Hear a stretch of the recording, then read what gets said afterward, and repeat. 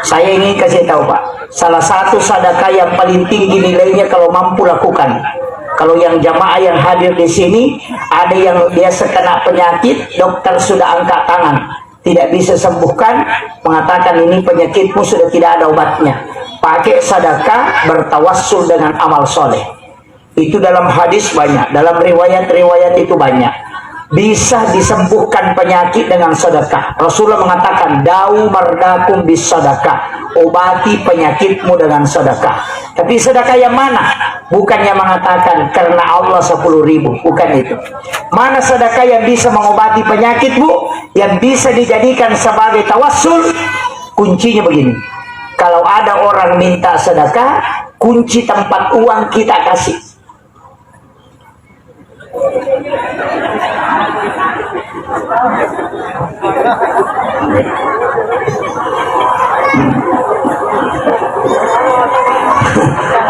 Ada yang bisa lakukan.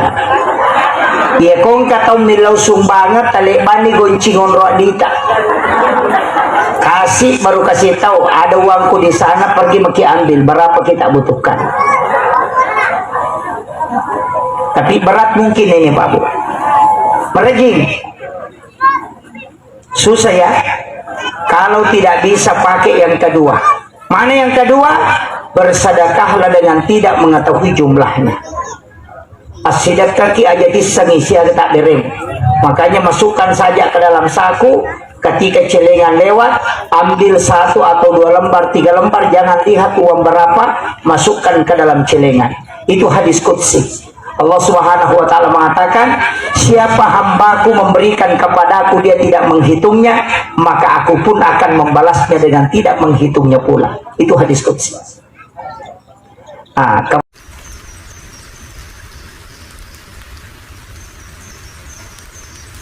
Nyapa ibu-ibu majelis taklim dan terkhusus tadi yang mempersembahkan sholawat. Alhamdulillah, bukan suara tapi kecintaan yang paling utama, insyaallah.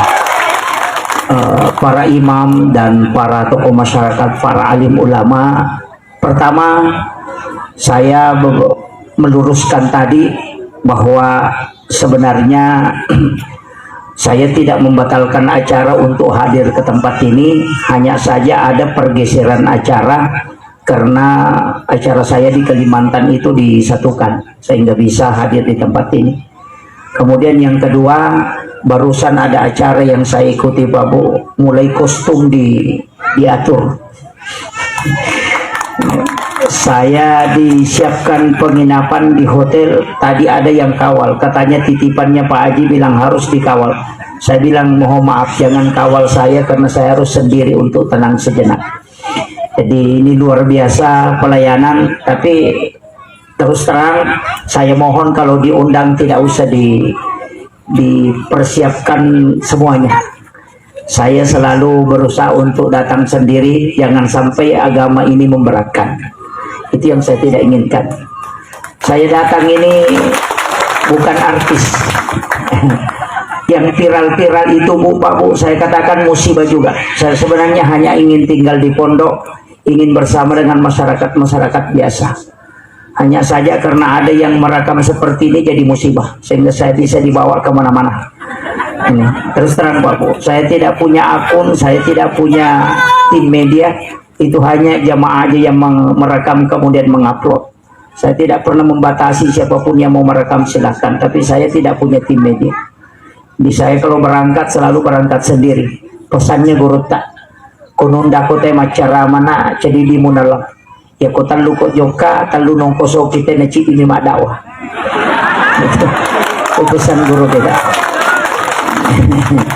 Ya, makanya pada malam hari ini kita melaksanakan peringatan Maulid. Mungkin ada yang mengatakan ini sudah terlambat Ustaz. Insya Allah kalau peringatan Maulid itu sudah terlambat. Tapi kalau peringatan Maulud Nabi insya Allah tidak. Maulid itu adalah waktu kelahiran. Kalau Maulud adalah orangnya. Makanya kalau peringatan Maulid Nabi berarti peringatan terhadap waktu lahirnya Rasulullah. Itu kalau bulannya berarti hanya Rabiul Awal. Tapi kalau peringatan Maulud Nabi berarti orangnya yang diperingati, maka itu tidak ada batasannya. Makanya di Afrika Selatan orang bermaulid itu selama 6 bulan sampai bulan Sya'ban. Karena Rajab itu masih berkaitan dengan Rasulullah. Karena tidak ada perintah sholat seandainya Rasulullah tidak ada. Nah, makanya pada malam hari ini bukan maulid terakhir, Pak. Saya masih punya jadwal maulid 9, belum selesai. Jadi insya Allah maulid saya terakhir tanggal 28 Desember. Kemudian kita sebenarnya saya ambil sedikit dulu makna dari tema yang kita angkat. Sebenarnya bagaimana harta ini membawa kita kepada akhirat. Saya selalu dan bahkan paling sering menyampaikan, setiap kita mencari nafkah dalam kehidupan ini selalu niatkan untuk agama, niatkan untuk keluarga. Kenapa? Karena itu menjadi ibadah. Mungkin ada orang yang keluar dari rumahnya pergi ke pasar untuk menjual, tapi dengan niat supaya ada yang bisa dia gunakan untuk makan bersama keluarganya, atau dia gunakan untuk membayar kredit yang dia ambil. Tapi sebenarnya kita harus luruskan, sebelum kita meninggalkan rumah, duduklah sejenak, kemudian doakan untuk mencari nafkah halal Allah demi untuk anak-anak dan keluarga sekaligus agama. Kalau kita tidak dapat, maka insya Allah kita dapat pahalanya. Rezekinya kita tidak dapat, pahalanya kita sudah dapat. Man kharaja fi baiti, siapa yang meninggalkan rumahnya untuk mencari nafkah halal untuk keluarganya, maka dia berjihad di jalan Allah. Berapa lama kita menjual di pasar, itu bisa dinilai adalah ibadah di hadapan Allah Subhanahu wa taala. Jadi semua, kenapa Imam Nawawi Ad-Dimashqi ketika dia menulis salah satu kitab hadis Arba'in, 40 hadis, hadis pertama yang ditulis adalah hadis tentang niat. Itu disimpan pada urutan pertama, karena semua aktivitas kita itu didasari pada niat. Innamal a'malu binniyat wa innamal likulli imrin ma nawa. Ada orang makan, Pak Bu, hanya untuk kenyang, tapi ada orang makan itu untuk ibadah. Ada orang tidur hanya mengistirahatkan dirinya, tapi ada orang tidur itu mendapatkan pahala. Mana tidur yang berpahala, Bapak Ibu sekalian? Ketika orang tidur mengatakan, saya mau tidur cepat supaya bisa bangun sholat tahajud. Berapa lama dia tidur, itu dinilai ibadah di hadapan Allah, karena tidurnya untuk sholat. Atau tidurnya orang yang mengistirahatkan diri untuk melaksanakan ibadah karena baru saja selesai melaksanakan ibadah. Misalnya kita bangun jam 2 malam untuk sholat tahajud sampai jam 3. Jam subuh masih lama, kita mengatakan saya mau istirahatkan dulu diriku untuk bangun sholat subuh nanti. Maka berapa lama kita tidur? Tidur itu dinilai ibadah di hadapan Allah, karena tidurnya untuk bangun sholat subuh, karena tidurnya untuk istirahat dari melaksanakan ibadah di hadapan Allah. Kemudian yang ketiga, tidur yang berpahala adalah tidurnya orang yang menghindari dosa. Ada orang gosip, Bapak Ibu sekalian, kita mengatakan saya ngantuk sekali, saya mau tidur, padahal tidak ngantuk. Demi menghindari supaya tidak gosip, maka kita tidur, maka itulah tidur berpahala. Jadi ingat, ada 3 tidur yang berpahala. Tidurnya orang untuk bangun ibadah, tidurnya orang dari ibadah mengistirahatkan diri untuk melanjutkan ibadah berikutnya, kemudian tidurnya orang yang menghindarkan dirinya dari dosa. Itulah 3 tidur yang berpahala.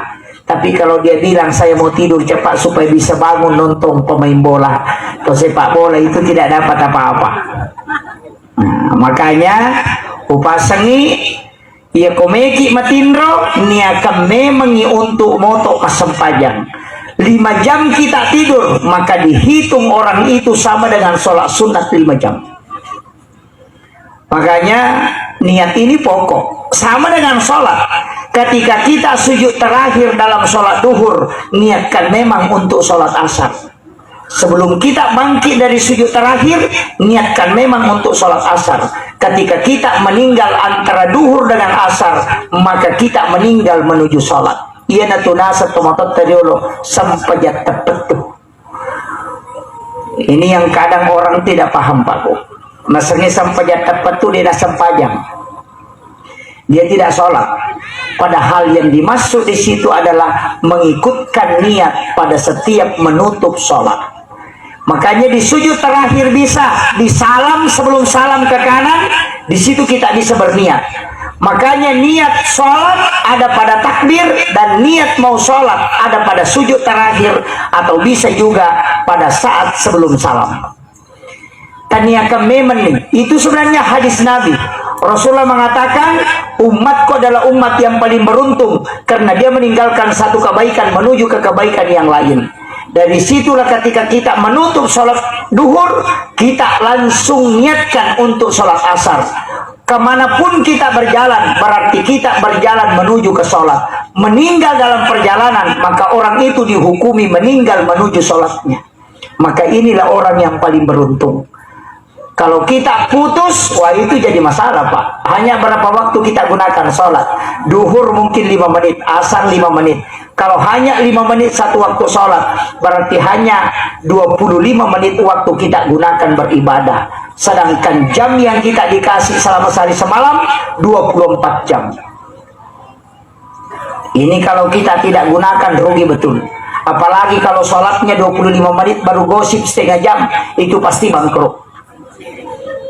Ini yang jadi masalah. Makanya isilah kehidupan kita. Ada beberapa ibadah yang paling pokok. Ini karena kita maulid, saya ingin kasih tahu satu ibadah yang paling bagus kita lakukan dan pasti sampai adalah sholawat. Dan kenapa kita mesti bersolawat? Karena sholawat adalah satu-satunya ibadah yang memiliki 2 bendahara. Bendahara catatan amal. Yang pertama itu dikirim kepada Allah. Yang dikirim kepada Allah para malaikat, itu malaikat dengan Allah bersalawat kepada orang yang bersalawat kepada Rasulullah. Yang kedua, ketika orang bersalawat kepada Rasulullah, maka ada malaikat yang mengantar ke kuburannya Rasulullah dan menyampaikan langsung kepada Rasulullah. Satu-satunya ibadah yang ada dinaik kepada Allah, ada juga ke Rasulullah, itu hanya salawat. Kalau bapak sholat, itu hanya dilapornya kepada Allah, tidak dilapor kepada Nabi. Kalau bapak sedekah, itu tidak dilapor kepada Rasulullah, tapi hanya dilapor kepada Allah. Tapi kalau kita bersalawat, maka ada yang dilapor kepada Nabi. Salawat itu disampaikan. Bahkan malaikat yang melapor mengatakan fulan bin fulan. Dia bukan hanya menyebut nama orang yang bersalawat, tapi sekaligus bapaknya orang yang bersalawat dia sebut namanya dengan sempurna. Makanya yang lari ke Nabi itulah syafaat. Yang lari kepada Allah itulah rahmat. Makanya satu-satunya Nabi, Pak Bu, yang dikasih otoritas ibadah itu cuma Rasulullah. Nabi Musa itu tidak ada otoritas ibadah. Nabi Ibrahim tidak ada. Nabi Adam itu jelas tidak ada. Nabi Zakaria juga demikian. Nabi Isa juga demikian. Tapi Rasulullah dikasih otoritas ibadah. Makanya ibadah itu selalu ada turunannya. Puasa wajib Ramadan, ada puasa sunnah. Sholat wajib, ada sholat sunnah. Sedekah wajib itu adalah zakat dan ada sedekah sunnah. Kemudian haji wajib, ada umrah sunnahnya. Syahadat itu wajib, ada sholawat yang menjadi sunnah. Jadi semua ada turunannya. Yang wajib itu adalah larinya untuk rahmat. Nanti yang sunnah ini larinya ke syafaat. Makanya satu-satunya orang yang bisa memberi syafaat kelak di yaumil akhir hanya Rasulullah. Karena satu-satunya orang yang punya otoritas pengakuan ibadah yang diberikan oleh Allah kepadanya hanya baginda Rasulullah Sallallahu Alaihi Wasallam. Makanya di sini ada berkahnya. Apa? Satu, jangan anggap remeh ibadah sunnah. Karena kalau ibadah fardu kita tidak lolos, nanti kita berharap ke syafaat Rasulullah. Makanya jangan tinggalkan ibadah-ibadah sunnah. Termasuk sholat sunnah duha, jangan tinggalkan. Sholat sunat tahajud jangan tinggalkan. Sholat sunat awabin jangan tinggalkan. Sedekah jangan tinggalkan. Puasa sunnah kalau mampu jangan tinggalkan. Tapi saya ingin kasih tahu, kalau mau dianggap orang baik, ya komeki yang nggak tahu kanja satu, abas sakit. Itu kuncinya, dermawan. Ya kupas sempajang itu, dia yang nggak tahu kanja, yang nggak nih tepat. Tapi kupas sempajang itu nama seke, masalah itu. Kalau ada orang rajin sholat tapi kikir, masalah. Tapi kalau ada orang tidak pernah sholat tapi dermawan, itu selalu orang bilang orang baik. Jadi makanya guru tanya komeko yang nggak tahu kanja abas samawan, bukan sholat. Makanya kalau ada preman 10 tahun kemudian bagi-bagi rezeki 3 hari, langsung bilang tetangganya orang baik, padahal baru 3 hari. Iya. Jadi itu sampai komeki makanja nasat tahu dino ini makanja as-sedekah. Orang yang sering bersedekah itu pasti dianggap orang baik. Tapi kalau orang rajin sholat pasti dinamakan orang beriman. Tapi aku pas sampajang masih maka dia pas sampajak bawang. Itu bahayanya Pak. Kenapa? Karena sedekah inilah yang langsung memberi manfaat di dunia. Langsung memberi manfaat di dunia. Kalau sholat kita tidak lihat langsung manfaatnya, hanya mungkin kita rasakan. Tapi kalau sedekah langsung didapat orang. Makanya nasanya saya tahu kanja. Tapi saya ingin kasih tahu Pak, salah satu sedekah yang paling tinggi nilainya kalau mampu lakukan. Kalau yang jamaah yang hadir di sini, ada yang biasa kena penyakit, dokter sudah angkat tangan, tidak bisa sembuhkan, mengatakan ini penyakitmu sudah tidak ada obatnya. Pakai sedekah, bertawassul dengan amal soleh. Itu dalam hadis banyak, dalam riwayat-riwayat itu banyak. Bisa disembuhkan penyakit dengan sedekah. Rasulullah mengatakan, dau mardakum bis sedekah, obati penyakitmu dengan sedekah. Tapi sedekah yang mana? Bukannya mengatakan karena Allah 10.000, bukan itu. Mana sedekah yang bisa mengobati penyakitmu, yang bisa dijadikan sebagai tawassul? Kuncinya begini, kalau ada orang minta sedekah, kunci tempat uang kita kasih.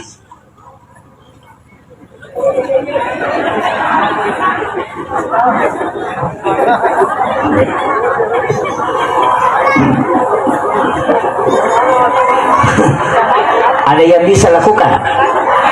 Ya kong katong nilaw sumbangat talibani goncingon roadita. Kasih baru kasih tahu ada uangku di sana, pergi maki ambil berapa kita butuhkan. Tapi berat mungkin ini Pak Bu. Merejing. Susah ya. Kalau tidak bisa pakai yang kedua. Mana yang kedua? Bersedekahlah dengan tidak mengetahui jumlahnya. As-sedekah ki aja disangisi tak derem. Makanya masukkan saja ke dalam saku. Ketika celengan lewat, ambil 1 atau 2 lembar, 3 lembar, jangan lihat uang berapa, masukkan ke dalam celengan. Itu hadis qudsi. Allah Subhanahu wa taala mengatakan, siapa hambaku memberikan kepadaku dia tidak menghitungnya, maka aku pun akan membalasnya dengan tidak menghitungnya pula. Itu hadis qudsi. Nah, kemudian yang sering kita dengar ada barakah Jumat.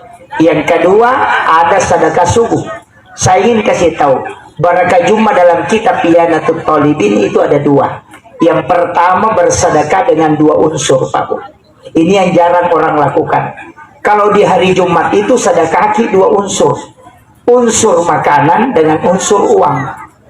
Makanya bersedekahlah dengan misalnya makanan, baru ambil uang 10.000 atau 5.000, masukkan ke dalam amplop, kemudian kasih juga uang orang yang kita kasih makanan. Itu sedekah dengan 2 unsur sedekah. Setelah sholat Jumat kembali ke rumah, sholat sunnah hajat 2 rakaat, baru berdoa. Rasulullah menjanjikan bahwa insya Allah dipastikan doanya mustajabah. Tapi bukan satu macam, itu 2 unsur. Jadi uang dengan makanan. Tapi saya ingin sedikit meluruskan ini. saya agak bersyukur sudah banyak orang yang bagi sedekah subuh. Berkah Jumat juga sudah banyak. Jumat berkah istilahnya, membagi-bagi makanan dengan gratis. Kalau saya Pak kurang sepakat dengan makanan yang dibagikan gratis kalau Jumat berkah. Mestinya makanan Jumat berkah itu dijual, jangan gratis. Mungkin dengan harga Rp2.000. Kita sebenarnya tidak menjual, tapi kita mengajak orang lain ikut berpartisipasi untuk berkah Jumat. Jadi kasih 2.000, nanti 2.000 itu dikumpul, dibelikan lagi paket, kemudian bertambah. Dalam 1 tahun itu bisa sampai 3.000 paket. Kalau gratis terus tidak bisa bertambah.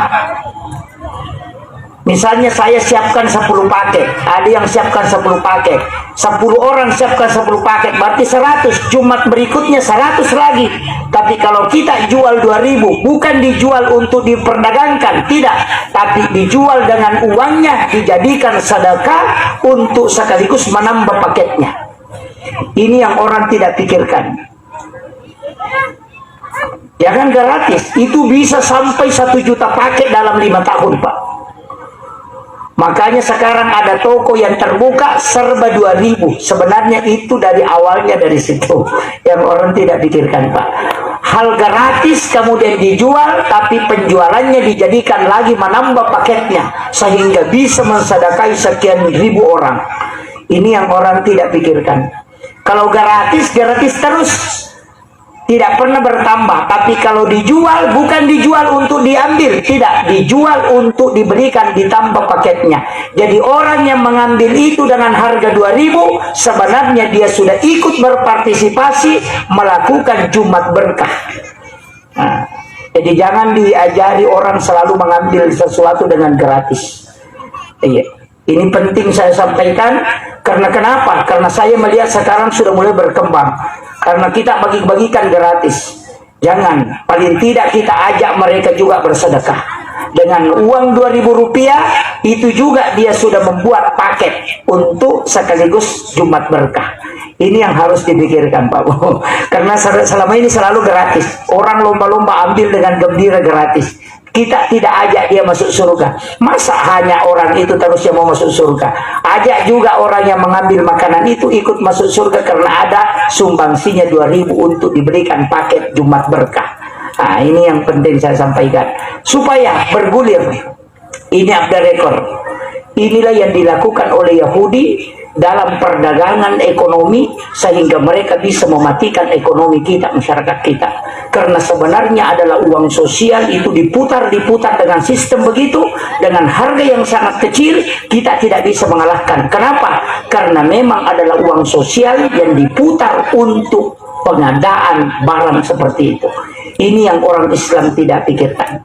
Saya pernah berpikir Pak, uang yang ada di masjid itu cukup bangun masjid, kalau sudah megah tidak usah dibongkar, bikin Alfamart di masjid. Orang datang belanja di sana beli gula pasir, keuntungannya Rp200, Rp100 masuk ke masjid, Rp100 dipakai mengelola. Orang beli gula pasir, dia sudah bersedekah di masjid, tapi dia tidak tahu. Seandainya itu dipakai Pak, itu luar biasa. Uang di masjid itu ada sampai 0,5 miliar, ada sampai 200 juta. Itu bisa mengelola ekonomi, mempekerjakan anak yatim, mengambil anak-anak alumni pesantren penghafal yang bisa tinggal di masjid mengelola, bisa menjadi karyawan di situ. Bukan main banyaknya pengelolaan ekonomi dengan Islami bisa berjalan seandainya ini dipikirkan orang. Tapi sekarang uang masjid kalau banyak dibongkar lagi masjid, bangun lagi. Kalau tidak selesai bongkar lagi. Kalau tidak dibongkar, panitianya yang dibongkar. Nah, ini jadi masalah. Ini menara dibangun sampai 90 meter atau 33 meter dengan harga 500 juta atau bahkan 1 miliar. Padahal orang yang dibawa menara tidak pergi sholat. Iya. Ini yang harus kita pikirkan. Betapa banyak uang mati Pak. Ini karena saya bicara di hadapan orang ahli ekonomi ini semua. Ini. Tapi saya kasih tahu orang tua kita dulu itu punya prinsip. Ada istilahnya mula balu. Ya saya sampaikan ini jangan ditinggalkan Pak. Mula balu itu tolak bala. istilahnya pas pembeli pertama itu kita sedekahkan. Jangan ambil, langsung sedekahkan. Pas buka toko pagi-pagi, buka ruko atau buka tempat jualan, langsung ada orang yang beli pagi-pagi pertama, langsung uang pembeliannya itu kita sedekahkan, titip kepada Allah. Itulah yang dilakukan oleh Nabi Ibrahim ketika istrinya menghidangkan makanan untuknya, dia tidak langsung makan. Dia mencari orang miskin, fakir miskin, dia temani makan, baru bisa dia makan sama-sama. Apa kejadiannya? Dia tidak makan sesuatu kecuali dia sudah sedekahkan. Tapi ketika dia dilemparkan masuk ke dalam api, selama 40 hari 40 malam tidak terbakar. Kenapa? Api tidak mau membakar tubuhnya orang yang mensedekahkan makanannya sebelum dia makan. Maka pasar, rumah ataupun ruko biar dibakar orang, insya Allah tidak terbakar kalau kau sedekahkan setiap pembeli pertama. Ya naruh yasam mula balu, ya ubi dia sangi mula balu, irak ko otay na payasilakan. Ini yang orang tidak tahu, Pak.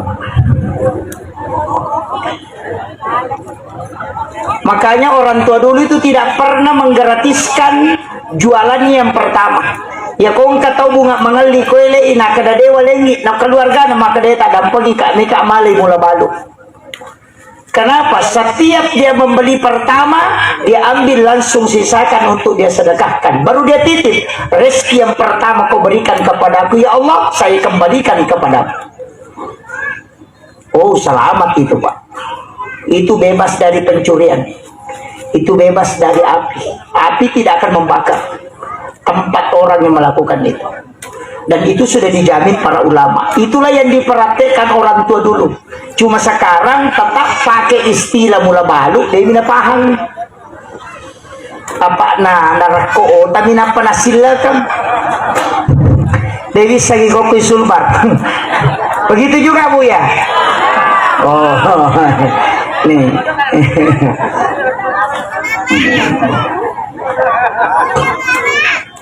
Makanya ibu-ibu saya kasih tahu, yang menjual ambil koin kotak amal, simpan di tempat menjual kita. Setiap pembelian pertama langsung masukkan ke kaleng. Tidak usah semua. Misalnya 100.000, keuntungan kita di situ 10.000, ambil 10.000, masukkan ke dalam kaleng itu. Nanti 1 bulan kita store kemana? Bisa dibawa ke Palestina, bisa di store untuk masjid, bisa di store untuk panti asuhan, bisa di store di mana saja. Yang penting pemanfaatannya untuk sedekah. Itu silahkan lakukan itu Bu. Insya Allah selamat dari pencuri, selamat juga dari api, dan selamat dari musibah-musibah yang lain. Yenariyasa faktora abala. Nah ini karena doa itu kuidi milau doang susah, tapi kalau malaikat yang berdoa itu luar biasa. Makanya sedekah di waktu subuh, ya kau masih sedekah subuh ki, 2 kelompok malaikat yang mendoakan, malaikat penjaga malam dan malaikat penjaga siang. Nah, itu kalau subuh, karena katamu di subuh hari. Tapi saya kasih tahu, ini hal yang mudah sebenarnya Pak, tapi agak berat. Bersedekahlah kita di saat kita miskin. Orang kaya jangan tersinggung. Asidak kami meni riwatu kasih sita nasabak dena nulle kale itu detulle kale pasidak kata narekosogi. Orang kaya itu susah mengalahkan sedekahnya orang miskin. Karena agama itu menghitung persen, bukan menghitung nilai. Orang punya uang 100 miliar, itu zakatnya 2,5. Orang punya uang 1 miliar, itu zakatnya juga 2,5. Orang punya uang 100 juta, zakatnya juga 2,5. Itu tidak berubah. 2,5% dari harta yang kau miliki. Makanya ketika ada orang miskin punya uang 10.000, dia sedekahkan 5.000, maka 50% hartanya dia sedekahkan.